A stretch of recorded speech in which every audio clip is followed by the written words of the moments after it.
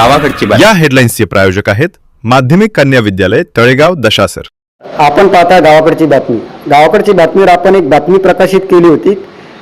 कार्यालयामध्ये कर्मचारी अनुपस्थित असताना फॅन लाईट व विद्युत उपकरणे सुरू ठेवून शासकीय विजेचा अपयोग होत असल्याबाबत एक बातमी आपण प्रसिद्ध केली होती।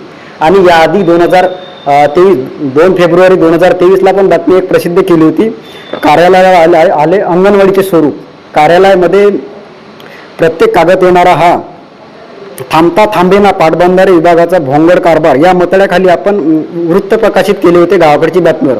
त्याबद्दल काय तक्रार करण्यात आली आपल्यासोबत पाटबंधारे विभागाचे उपविभागीय सर आहे मानकर सर, आपण त्यांच्याशी बातचीत करूया। नेमकं प्रकरण काय आणि आजपर्यंत कुठली कारवाई आणि कशा प्रकारे करण्यात आली।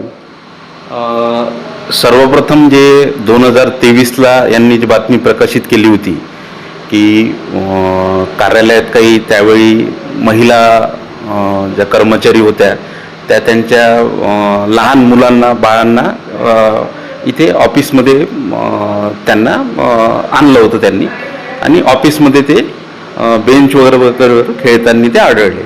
तर याबाबत आपण त्यांना संबंधित महिला कर्मचाऱ्यांना व इतर आवश्यक कर्मचाऱ्यांनी याबाबत तोंडी समज दिली आहे आणि यापुढे असा प्रकार त्यांच्याकडून घडणार नाही किंवा अथवा घडल्यास याबद्दल त्यांच्यावर कठोर शासकीय नियमानुसार कार्यवाही करण्यात येईल याची आपण त्यांना जाणीव करून दिलेली आहे। 2023 मध्ये तुम्ही त्यांना सूचना दिल्या होत्या, पण आता एक बातमी प्रसिद्ध झाली शुक्रवारला 4 दिवसाआधी, तर त्याबद्दल आपण काय सूचना दिल्या? कदाचित तुम्हाला माहिती आहे की नाही?